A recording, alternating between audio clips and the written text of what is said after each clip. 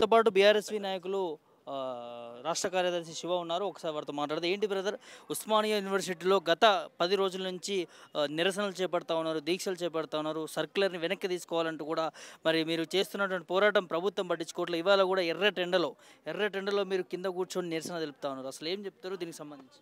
ఈ నెల మార్చి 13వ తారీఖు నుంచి ఇప్పటిదాకా నిరవాధిక నిరసనలు, ధర్నాలు, రాస్తారోకాలు చేస్తూనే ఉన్నాం. ఐక్య విద్యార్థి సంఘాల ఆధ్వర్యంలో ఉస్మానియా యూనివర్సిటీలో ప్రజా సంఘాలు కావచ్చు, విద్యార్థి సంఘాలు కావచ్చు, అన్ని విద్యార్థి సంఘాల ఆధ్వర్యంలో మేము దీక్షలు, నిరసనలు, బంధులు, రాస్తారోకాలు చేస్తున్నప్పటికి కూడా ఇప్పటి వరకు కూడా 10 రోజులు అసెంబ్లీ నడిపి అసెంబ్లీలో చర్చకు రాకపోవడం, ఇది రాష్ట్ర వ్యాప్తంగా చర్చనీయ అంశం అయినప్పటికీ కూడా అసెంబ్లీలో చర్చకు రాకపోవడం, ముఖ్యమంత్రి రేవంత్ రెడ్డి గారు స్పందించకపోవడం, విద్యాశాఖ మంత్రి లేకపోవడం ఈ రాష్ట్రానికి పట్టిన దౌర్భాగ్యం అని చెప్పొచ్చు.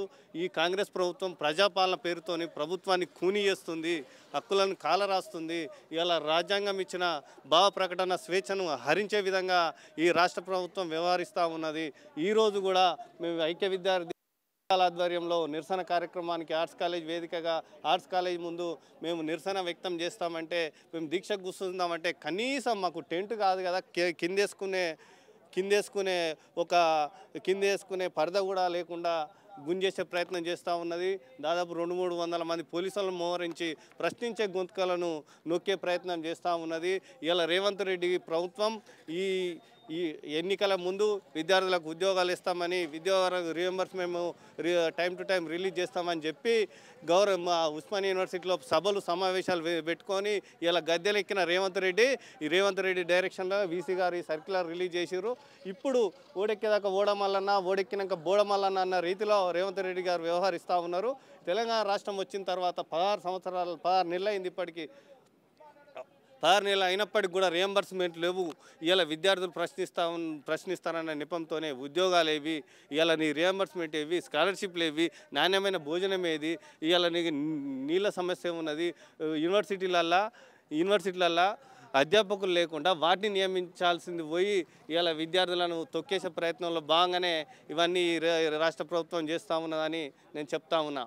సో మరి విద్యార్థుల ప్రభుత్వము, నిరుద్యోగుల ప్రభుత్వం అని ముఖ్యమంత్రి కావచ్చు, మంత్రులు అంటూ ఉంటారు.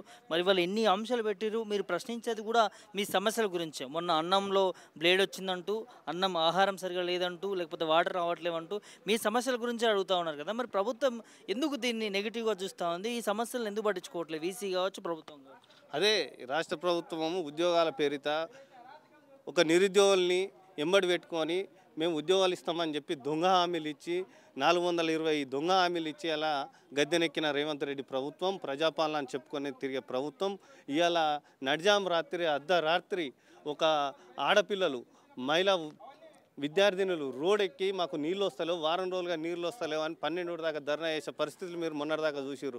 అంటే అర్థం చేసుకోవాలి, ఈ ప్రభుత్వం విద్యార్థుల పట్ల, విద్యార్థి సంఘాల పట్ల ఎంత ఉక్కుపాదం విధిస్తుందో మీరు అర్థం చేసుకోవాలి. నిజాం సర్కారు మేము చూడలే కానీ ఆ పరిపాలన ఎలా ఉందో ఆ పరిపాలన మించి ఈ కాంగ్రెస్ పరిపాలన కనిపిస్తూ ఉన్నది. ఈరోజు ఉస్మానియా యూనివర్సిటీలు అంటే ఇది ప్రపంచ వేదికతో సమానం. ఇక్కడ ఎన్నో ఉద్యోగాలు జరిగిన గడ్డ కాబట్టి విద్యార్థుల గొంతు నొక్కే ప్రయత్నంలో భాగంగానే ఇవాళ రేవంత్ రెడ్డి చేస్తూ ఉన్నాడు. ఈ రేవంత్ రెడ్డి కావచ్చు, ఈ వీసీ కావచ్చు, వీళ్ళంతా చేస్తూ ఉన్నారు. మేము ముఖ్యంగా ఇవాళ రేవంత్ రెడ్డికి ఒకటే చెప్తా ఉన్నాము. ఇవాళ రేవంత్ రెడ్డి ఏమన్నాడు, 100 సంవత్సరాల చరిత్ర గల ఉస్మానియా యూనివర్సిటీలో ఇంతవరకు ఒక ఎస్సీ వైస్ ఛాన్సలర్ కాలేదు, మేము వైస్ ఛాన్సలర్ను నియమిస్తున్నామని చెప్పాడు. మొన్న తర్వాత ఆర్ట్స్ కాలేజీకి ఒక దళితుని మేము ప్రిన్సిపాల్ చేస్తూ ఉన్నామన్నాడు. ఒక పోలీస్ స్టేషన్లో ఏసీపీని మేము దళితుని పెడతామని చెప్పారు.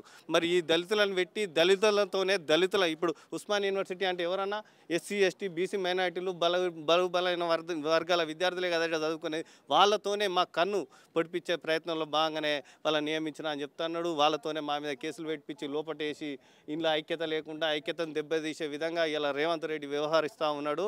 ఖబర్దార్ రేవంత్ రెడ్డి, భవిష్యత్తులో మీరు ఇలాగే ఈ మొండి వైఖరితో పోతే మేము మిలిటెంట్ పోరాటానికైనా సిద్ధం, ఆమరణ నిరాహార దీక్షకైనా సిద్ధం అని ఈ సభా వేదిక నుంచి హెచ్చరిస్తా ఉన్నా. ఖబర్దార్ రేవంత్ రెడ్డి.